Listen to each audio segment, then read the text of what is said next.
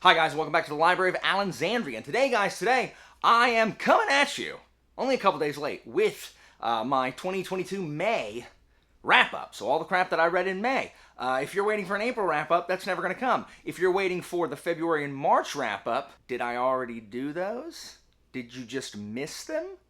Am I pretending that I've done them? Do they exist? Were they stolen? The world may never know. But there's no April wrap-up because I didn't read anything in April. April was the worst reading month for me since I started BookTube. Absolutely atrocious. But May, I got back into it. I didn't read a ton in May, but I primed the pump. Like I said before, it's the lawnmower, you got to do it a couple times to prime it, and June was a much better month for me. So I got the engine primed or whatever in May. So, without wasting any more time, let's get down to business. Let's go ahead and talk about the books or things that I read in May. So in May, this continues. It continues the dearth of 5-star strumpet months. I did not have a bunch of 5 stars, but it wasn't a bad reading month. So I read a total of 5 things, 3 of which are novellas. One was like a full-length book, and then one was an audiobook. And that comes out to like around 1,300 pages or so, which is, not super great for what I usually do in a month. But it was the end of school, and man, stuff was chaos, so I'm glad I got this crap read. And of those 5 things, 3 were 4.5 stars, and only 2 were 5 stars. So as usual, I will go from the lowest rated all the way up to the highest rated, and before the highest rated, before my favorite book of the month, I will talk about crap that I played or watched in that month. And so, a 4.5 star books. I might as well hold these up together. We got Boosh, Blue and Gold, and The Big Score. These are 2 books in what I call the Saloninas trilogy by K.J. Parker. Both are novellas. I liked both of them, pretty equally. I really love K.J. Parker's writing style. I have a whole review here of the Saloninas trilogy that I just put up like last week. So if you're interested in my actual, like, mostly non-spoiler thoughts on those, go check that video out. They're great. Parker writes really, really smart characters, which I really love. Saloninas is one of his best. Blue and Gold, which is the first one, is held back for me a little by the intricate details he goes into as far as alchemical formulae. And then Big Score is held back. It's the third one, is held back by, it just doesn't have the plot twisty-turnies of the second book, and it doesn't have the, brilliance of the first book. Saturninus feels kind of tired in book 3. But a 4.5 Parker book is, better than most things that I read. So those were excellent. My next 4.5 star book is Boosh, The Widow's House. This is book 4 of the Dagger and the Coin series by Daniel Abraham. So this book was really, really good. But it's such a setup book. It just felt like it was setting a lot up for the conclusion, which is the Spiders' War. There's a lot of slow movement in this, a lot of character work, especially concerning one of the characters. That's why it's called The Widow's House. And all the elements just kind of merging towards a single point. It didn't thrill me the way like book 2 and 3 did. There were things in book 2 and book 3 that I was just like, oh. There wasn't really any of that in Widow's House, though I was super excited to see where that conclusion was going. Again, it has all the trademark Abraham of really great character interactions, interpersonal relationships, deeply flawed and understandable characters. So the character work is fantastic, as it usually is in an Abraham book. But as far as like the events that were unfolding, it just felt like it was building to something, which kept it at a 4.5 instead of 5, the way the last 2 were. And for my first 5-star book, we've got Boosh, The Devil You Know. This is book 2 of the Saloninas trilogy, and it just ended up being my favorite, which is weird because it actually feels more like his Exorcist books, which are like Prosper's Demon, Inside Man, and The Long Game, which I like less than what the kind of Saloninas books deal with. And Saloninas feels the least Saloninas in book 2. But I think just the plot of it I liked a lot. Just seeing Saturninus, not Saturninus, that is a tribune that went mad in 100 BC and was killed with a roof tile. Saturninus is brilliant, and just watching him get the best of everybody is just, it is a really smartest character. Probably one of the smartest, maybe not smarter than the patrician, but one of the smartest characters that I've read in fantasy. So it was fantastic. Again, check out the Saturninus trilogy video if you want to know more of my thoughts on that. So I told you this was going to be a really short video. There's not a ton that I can say about the 4th book in a bloody series and these 3 novellas, which I just reviewed in depth. The short version is the novellas deal with a lot of stuff that Parker normally deals with, which is a protagonist who's too clever for his own good, and very quick reversals of fortune, and this razor-witted kind of cynical prose, and the tendency to dive deep into a specific topic, like in this particular one, it's alchemy. But, you know, it's been politics, economics, manufacturing, establishing a colony, and farming.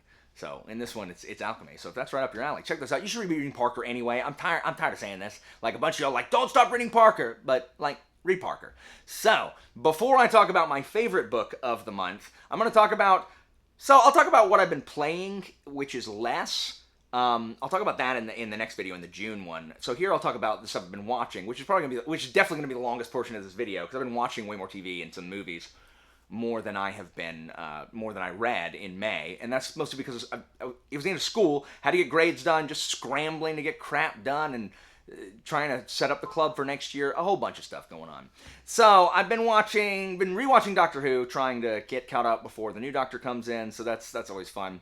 Watching Boy Meets World, which while watching it, I didn't realize that, I'm not certain I realized how much of an impact, like, George Feeney had on me, because I don't remember watching Boy Meets World a ton, but maybe it's because I had watched it and really liked Mr. Feeney, and then saw William Daniels in 1776, which is a movie I've watched more than anybody should ever watch any movie. And so I don't really understand it, but watching it, especially in the early seasons, I'm Mr. Feeney. He says things, I'm like, oh, I say that same thing. And he is just as unlikely to tolerate fools gladly as I am. You are hereby suspended. And so that's been interesting. I think the best episodes are the ones that deal with Feeney in his classroom, and less like Corey and Sean being freaking teenagers. And Sean, if y'all were in love with Ryder Strong as Sean from Boy Meets World, what's with that haircut? Like, what is with that haircut? It makes him look like the Ace of Spades. So, I don't know what to tell you. So, I've been watching a bunch of movies, which I don't normally watch movies, but I watch a bunch of movies. I watched Starter for 10, which is a British movie theoretically about a quiz show. It wasn't about a quiz show. There's barely a quiz show in it, but I really like shows about quiz show. You should go watch Quiz Show. It's a better thing about quiz shows. And it has James McAvoy, which I think is the first thing I've ever seen James McAvoy in. But it is a regular who's who of British celebrities up in there, and I could have gone my whole life without having to see a shoddily censored naked Charles dance. Hello, Mr. Harbinson. Then what the hell are you talking about? So if that's your thing, you can go watch that. What else? I also watched Stardust, which is based on the book by Neil Gaiman, and I had never read the book, and that movie was cool. I really liked that movie, and it has my favorite performance by Robert De Niro. I hate Robert De Niro as an actor. Like, I don't like him in anything, because he's just Robert De Niro. Everyone, like, I've ever met who's like, oh my god, Robert De Niro, such a good actor. I'm like, oh, I mean, okay, I guess he is really good at playing that one guy. But he's so good in Stardust, and if you've seen it, you know what I mean. Ever tried to get bloodstains out of a silk shirt? Nightmare. When I saw Robert De Niro was in it, I was like, ugh, Robert De Niro's in this, but that's his best role by far. And also a tiny Henry Cavill. He's so little and should be in that movie more. But that was a good movie. I enjoyed that as well. I also watched Enola Holmes, which I liked a lot. I thought the girl that plays Enola is really good. And I liked Henry Cavill as Sherlock. I thought he was really good. And the dude who plays Mycroft is the worst, but also really good. I don't like Helena Bonham Carter and stuff. So, you've all paused the video to go down and be like, what? You don't like Helena Bonham Carter? No, I don't. She's in too many movies, and Tim Burton only knows to cast her and freaking Johnny Depp, though I guess not anymore. But I'm so sick of seeing Helena Bonham Carter and stuff. I'm so tired of it.